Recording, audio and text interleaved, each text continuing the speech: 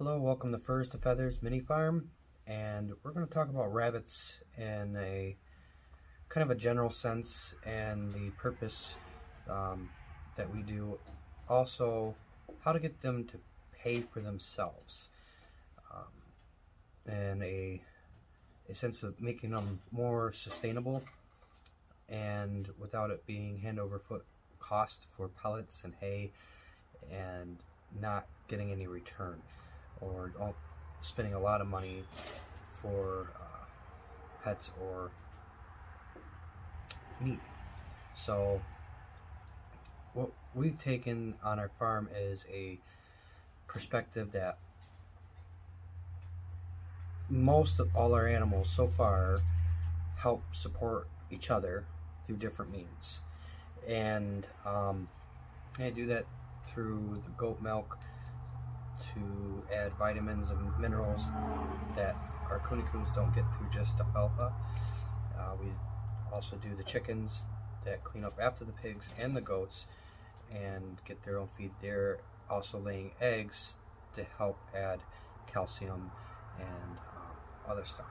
So in general, that all our animals support each other in a certain way. But the rabbits kind of are standalone, except for if you're gardening, you can use a lot for their compost to add to your garden and then make food for your animals as well. So when I say rabbits paying for themselves, it's because we also have a diversity of animals on our farm, that no one animal is going to make us rich, or even 1,000 animals. They're not going to make you rich, and if you're doing a homestead style, that may be a little differently what you're looking for. But this concept could go homestead versus farmstead too. And so what I'd like to mention is that the rabbits have many different breeds. So being diverse in the breeds that you like and found a need for in your community could be very, very helpful. The price that you're going to get for your animals varies. Their stock, how big they are, if you took them into shows, if you did a lot of different things. So in a sense, that all plays into also how much feed you give them, what type of feed, how much you're paying for it, and if you're supplementing any feed also with hay like we do. So we try to keep in mind that the rabbits that you see behind me, we have a couple different breeds in here. This is one of our main grow out pens, that they all serve a different purpose. So some of them are pet quality, which we sell as pets. Obviously, depending the breed, it depends on the price that we charge for the animals, and nothing crazy. I mean, we typically do $15 to $25 for a pet rabbit, and we try to educate the people that we hand the rabbits to make sure that they're gonna know what it takes to raise them and how much it costs to raise them. So you have that. Pet quality could be anything. You can claim any rabbit as a pet, yes. But we do two different things. So we breed registered rabbits, and we breed non-registered rabbits.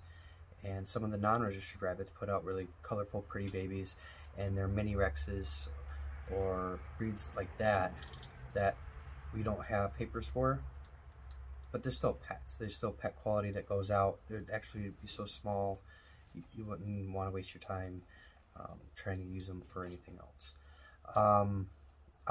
at least on our home. So then we go into the we have New Zealand's, we used to have Californians, and we have silver foxes, different colors of silver foxes, and we have a lop-eared one, too now. Registered rabbits vary in range and price, location, where you're at, also depending on if they have legs, meaning if they had awards and shows. So that gives them more of a value due to their fur quality, to their structure, how they're built. All that plays into a factor. So when you're selling your rabbits, most of ours can go from $45 to $80 on one rabbit. That's for a registered animal that has papers, that has a long lineage, and perhaps even has some legs to them for awards. And that alone, you know, one rabbit being sold could help pay for a couple weeks at least, quite a few weeks worth of feed. So the rabbits are doing their job, and we do our job to make sure that we take care of them well, regardless if they're pedigree, regardless if they're a grow out for meat. When they pay for themselves, that's kind of what I'm talking about. So we have a diversity of animals, and if we were to sell them as a meat rabbit, your price drops way down to like $15 to $20 to $25 a rabbit, and that depends on how big the rabbit is, and per pound, your local area of what you're able to do. And if you're getting them USDA processed to sell to a customer, you have to add more price to what you're doing, unless you're doing a live sale and then slaughtering for the heck of it, if you're slaughtering for the exemption part of it. So if you have a couple breeds of pedigree rabbits, and those rabbits vary, color, size, structure, depending what male, depending what female, how good the female does, if she has big litters or small litters, and that will depend on your range of feed, what you give them, or how much, I should say. So keep that in mind. So we have a few rabbits that are just for meat, and we have some rabbits that are for pets and registered and non-registered.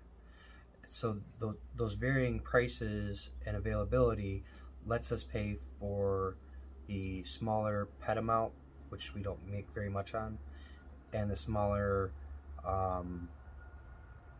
meat amount, even the price per pound of what you get for a slaughtered rabbit. It's not a, you know, feed them and you get all your money back and you get everything good to go. You shouldn't lose out money when you sell them per pound, but you're not going to be hand over foot doing, you know, tons of money, unless you have a really big setup. And at one time we had over 100 rabbits. We downsized due to some stuff and took a turn back into where we're at, so we're growing back into where we were slowly. So having a diverse rabbitry that can produce good rabbits for pets, good registered rabbits for shows, and good meat rabbits for eating will help your income on, at minimum, paying for themselves, so you're not losing money when you're feeding them. And let's say you never sell a meat rabbit and you just keep them for yourself and eat them, which is, you know, by all means, do what's good for you. That is very doable, and you would have very low cost, if any, at the end of the day, as things are rotating through into those meat rabbits, if you're selling pedigrees and pets to offset the cost of feed. Like I said, one rabbit can easily go between $45 and $80. It just depends on awards and all the other stuff. If you're looking to get into awards, then 4-H and things like that, that brings the quality of the rabbit up. Not the quality of the rabbit up, but the standard of what people are looking for. If they know that they have a good showing and their lineage leads to a good awards and structure of what they're looking for, they're likely to pay more for that animal. Which I thought 4-H was more just the hemming and hawing and having a good time part, and it's a little more than that, as my wife and I are learning. But also these awards and shows, I thought it was just the same thing. But actually it turns out people are paying for these rabbits and their lineage because of what they can do and produce. And the same as when they go for, people look for bulls and cows and other animals, their lineage and the structure of that animal will set them apart from others. And that's pretty cool. So I think that's something we'll probably get into more. But these rabbits here, they are just kind of starting off as we're getting back into our system. And let's take a look at some of them.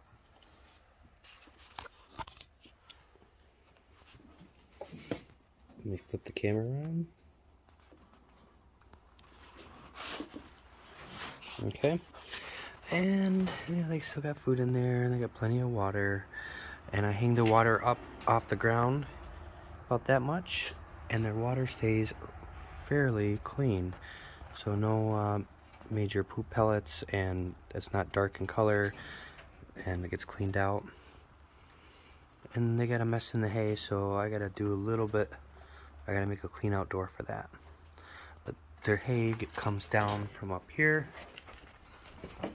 We drop it into here, we stuff it down through this fencing wire, and they have hay all day. And it makes it, we push it in there tight, and that allows, they have to actually work at it to get it out. And see that poor little guy right there? Yeah. His mama was cleaning them, and cleaned too much. But all the other ones ended up fine. He got the short end of the stick when it came to the clean overhaul on the cleaning. But his ear stays healthy and clean. If he was sick or having issues, or anything of that nature because of the ear problems, we wouldn't. It sounds bad, but we wouldn't have just let him stay in pain. We would have called him. So these are our rabbits. We have a few different breeds going on. Got some silver foxes and some mixed mutts. That's what the gray ones are. They're actually chinchilla mixed with the silver fox. And get these pretty silver foxes here. I forget the color. My wife does that part of it very well. So the big rabbits there will go for meat, and those will sell at a different price. And the rabbits that go for show can go from $45 to $55. And if you breed them and have them proven as a good mom with good litters, then they'll be worth even more, and you're looking at the $80 to $120 range. Some people even pay that high. That's just astronomical to me. You know, we have paid in the $65 range, but that's just it's a high amount. But a lot of people will pay for it, for the right rabbit, for the right thing. So, diversify is what this video is supposed to really be about. So diversify your rabbits if you can. Have different breed stock, have different types of rabbits, and help them pay for themselves. At minimum, selling an X amount of rabbits. I've done the math before, and if I get a bunch of questions on it, then I suppose I'll do it again. But we've done the math, and you know, selling just a few amount of pedigreed rabbits and pet rabbits pay for the venture of having rabbits in general, and having meat rabbits to eat and sell for meat, and all that comes with it. They're a lot of fun, but you do got to keep them healthy. You got to keep from dipping out their food, which they do really good with these pans here, they don't really dip them out. And they do good with this water being up like this. It could use a good rinse out. But, let's get that focus there. See, it's not very... See how there's just a little bit of straw and hay in there? This has been working pretty well. As winter comes along, I have to do something different though. It's getting colder. So that was the main purpose, is keeping a diverse amount of rabbits, have a plan to sell them, and knowing your prices, and knowing how much they eat per each rabbit for a grown rabbit and a grow out. And that'll help you know, hey, am I going to break even? At least break even. If all we ever did was just break even on these, I'd be happy. But I know we can do more than break even with good stock, breeding stock. But they're fun. My kids pick them up, play with them all the time. They're really good rabbits. All of our rabbits get a lot of handling. And yeah. So if I left anything out, or if you have questions on anything, leave me a comment. And if you just like what you see, give me a thumbs up and subscribe to our channel. We just started the rabbit videos, but we've been doing rabbits for over, well, about 2 years now. We started out with rabbits. We didn't think we had a lot to offer as far as information. But we watch a lot of videos and see that there's still a lot of information we can add. So we're going to do our best to show you what we have, what we do, pros and cons, and the goods and bad of it all.